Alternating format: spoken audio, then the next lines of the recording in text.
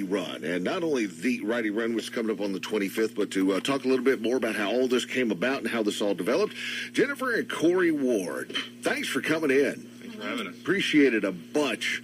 All right, first of all, and not to make light of it, but the first time I ever saw the Righty Run, I thought it was for, like, right-handed people. Right. A lot of people do. And I thought, that's not, come on, you can't do that. But no, the Righty Run actually ties in to your son, Alex. Yes. And tell us Alex's story, because this was just, Right. it was one of those things I just amazed and constantly wanted to learn more about Alex and how this came about. Yeah, we, in 2007, when Alex was about, 4, 5, 6 months old, he was making normal progress, developing, and he would start the things like most kids do, roll over, smile, and different things. And then we noticed he was doing less of those things, hitting less of the milestones that, all young parents are worried about, these milestones.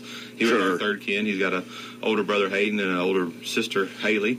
So we were like, okay, well, it's all right. Kids are different. Not a big deal. But Mama's gut knew something was wrong. She just had something going on that she knew. And then he started doing these movements called infantile spasms, where he would drop and droop real fast in the high chair, sitting in a chair, sitting with you. And we started videoing those. And then we talked to our local doctor, and Dr. Orms, and he said, I think it's infantile spasms, but don't go home and Google it. It'll freak you out. And Jennifer was like, okay. And then I went home and Googled it. So, yeah, and it's bad. And so basically left untreated, infantile spasms are a severe form of seizures that will basically destroy the brain. So if a kid goes untreated, the brain will just destroy itself. Wow. And so we didn't know why that was happening. So Dr. Orms got us in on the following, that was on a Friday. Jennifer had a conversation with him. He got us in on the Monday. And then we were at a clinic in Hurst that Cook Children's out of Fort Worth runs by the Wednesday. And as soon as we met our neurologist friend, we'll call him Dr. A, we fell in love with him. We showed him videos. He got a sense of urgency. He told me to be quiet, and he asked Mama what was going on. And she told him what was going on. Then we had pretty much an emergency EEG. The EEG tech was on lunch. He put his sandwich down, and they got Alex back there. We had 2 neurologists in there doing play-by-play, like commentators on his EEG. Right. And we knew something was serious. We just didn't know what, because they were speaking Doctorese. And so they sent us to the main hospital, and we spent 2 nights there in a video EEG. And then the second day into this adventure, we did an MRI. And they called us in the room to view the MRI, and they had this brain pulled up on a big screen. You could see a big black void in one side of it, and it turns out he was missing 2/3 of the right side of his brain. The stroke that he had in utero, we think, had caused his brain not to develop, which was causing these infantile spasms. So we had the solution or we had a diagnosis, I guess. We had the reason. There's not a real good solution except some medicine. So they gave us this really expensive medicine called ACTH, Actar gel, and they made us do it daily. And after a couple of weeks, injections in his leg. After about 2 weeks, I remember me and my father-in-law were in Fort Worth, and the wind blew. It was cold, one of those cold days in this winter, and the wind blew in, and it hit him across his car set, and he smiled real big. I'm like, wow, he's coming back. He's, it's working. His brain's not attacking itself anymore. So the Actar gel got us to a stable point, and then it was just a matter of rehabilitating a kid that's had a stroke. And that's why we do a lot of what we do, is because people don't know kids can have strokes, and they can have them before they're born. And that was the fascinating aspect about this entire thing. Right. Are we learning more about that particular aspect of pregnancy? Well, not necessarily during pregnancy. I mean, I think there's research for that, but there's not really a test to do per se right now for that. But there is a lot more research for pediatric stroke. A lot of our friends are in the process of trying to get that going, and even at Cook Children's, our neurologists and their team, they have a stroke clinic program that they do where they've basically been following Alex since we've been here. So there's a lot of kids that they do that with, so that they can hopefully help other kids in the same way. Yeah, because I had never, ever heard of, and certainly did not fathom, infantile stroke. Right. I mean, it just doesn't. Know. A lot of doctors don't even know. And really? And these would have been kids that, as we grew up, you might be a tiny bit older than me, but as we grew up, there'd be something wrong with a kid in your class and you didn't know what it was, but a lot of times this is what it was. Their brain didn't develop because they had a stroke, but nobody was looking for a stroke in a baby or in the womb or anything like that. So, and it can happen at any age. Another thing that's important for us is that anybody that works with kids is aware of this, because we have, through Cooks, we've met several families that even teenagers and playing football or, different sports, that very healthy kids, and then they have a stroke, and it's, some are worse than others, and some that we follow haven't made much, like it affects them a lot, but some have made a full recovery. And so it just can affect anybody, and a lot of people don't know that. So knowing the signs and the symptoms, and even the doctors that probably know that a stroke can happen, that's not the first thing that they think of in a kid. Right.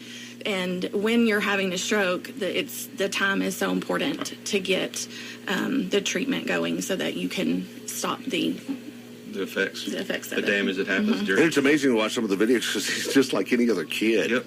It was a blast to watch him. Right. And to work now, the Righty Run. Right. The word righty comes from Alex's right hand. So since the stroke was on the left side of his brain, he's missing 2/3 of the left side of his brain. Just like an older person that has a stroke, his right side's affected. So his right leg is somewhat affected. He wears a orthotic for that, but his right hand is really affected. He doesn't use his right hand, so we're always cueing him to say, Alex, use righty. Grab the spoon with righty. Grab the door with righty. Get righty to help. So our friends that put this run together called it the Righty Run in honor of Alex's right hand, that we're always just trying to get him to use. And he can use it. It just takes a lot of therapy to get him to use it. So the Righty Run is, if you're right-handed, feel free to come. If you're left-handed, feel free to come. But it's far. If you're ambidextrous, please feel free. Special. Come on. And, so that's why it's called the Righty Run. Now, your friend started this without you knowing, from what I understand. Yes. We had discussed with our friends at some point of just having the desire to be able to do something to raise awareness and to let people know that kids have strokes. And life as it was overwhelming for us, or me mostly, I guess. And it just didn't seem feasible to do that. And so our good friends and our families got together and planned this, and we just can't imagine where we would be without them, and just how big of an impact that the Righty Run team has had on the awareness and the just helping us do what we wanted to do, and then also the financial benefit. It's helped a lot with medical bills, and Alex does a lot of different therapies. Right. So He's had many surgeries. He's had several eye surgeries. He's had brain surgery to stop seizures, and that was in June of 2014. And he's had one episode of seizures since then. So he's been great since then. And then he had Achilles tendon lengthening surgery just about a year ago, and we're looking at a possible second surgery on that same leg to reposition some tendons to help his foot straighten out. And it's amazing what they can do with like in his eyes, it was just moving muscles and little bitty, it's just amazing what they can do, and how the body works and what all can happen. And with the stroke doing the damage that it did, and the brain can rewire itself. That's how he's able to function and do what he can do, because he where it's supposed to come from, fire from in the brain, it can't, because it's not there. So it has found a new location to do that from, and that's amazing to me that our brains can do that. And and that's the younger you are when you get therapy, the better. Right. But even as an adult, you can still rewire and create new pathways in your brain to create new movement or new behaviors. So Increase quality of life. So so from the Righty Run, some of the proceeds go to us for medical bills. Some of it go to our friends in St. Louis that have a foundation, and our friend Jessica Spears, she actually goes to Washington D.C. and speaks to the political people to get funding for research, to do all these other things. So her foundation gets some of it, and Cook Children's, who's been a huge help to us and changed Alex's life for the better, they get their stroke program gets a portion of the funding. So it's for a good cause. So when you come for the Righty Run, you're I'm not gonna lie, you're helping us pay medical bills, and you're helping stroke research. You're reaching way out beyond just Fairfield. Exactly. So that's the cool thing about it, is that we've met this little tight-knit family of all these 1 in 4,000 kids that have the stroke. Some of them are exactly like Alex, and some of them are in much worse shape. Some of them are barely affected, but no matter what, they've all survived a stroke. So we got to get the word out to make it more, the information more available. And the truth of it is that some kids don't survive. Right. We know a family who had a healthy 3-year-old little girl, and she had an infection, and the infection basically attacked her brain, I think, and they didn't know what it was, and she passed away. And so her mom is very big in advocating for other kids that happens to as well. A lot of people, they look at Alex and they say, he's okay now, right? Like, he's good. And yes, he is, but there's always something to be paying attention to. There's always something to look for. There's growth spurts are huge for him and how it affects his body and things like that. And I don't want to, sound like we're making, a huge deal about this and trying to get attention for him or whatever, but it is a serious situation. It's not just, we try to live and not treat him any different. Like, you have to give him exceptions sometimes, but not too much. And just to let people know that it is serious and that it can happen and have bigger effects than even what we deal with. And with the brain like Alex's, you're always your whole life at a risk for seizure. So that's just one thing we know that's around the corner that could happen any day, but every day that it doesn't is a good day. So, yes, that's kind of where we're at with Alex. All right. The Righty Run, it's February 25th. Yes. Fairfield Lake State Park. Yes. We'll pray for good weather. Yes. Right. That way more people will come out. Yes. Because we know there are people like me, it's too cold to go run. So we've had that happen. By the way, do you have the Righty Walk? That's what I'm looking for. You can. There's a 1K for sure. walk. Yeah, you can. So you can do the 1K. So I don't run, sir.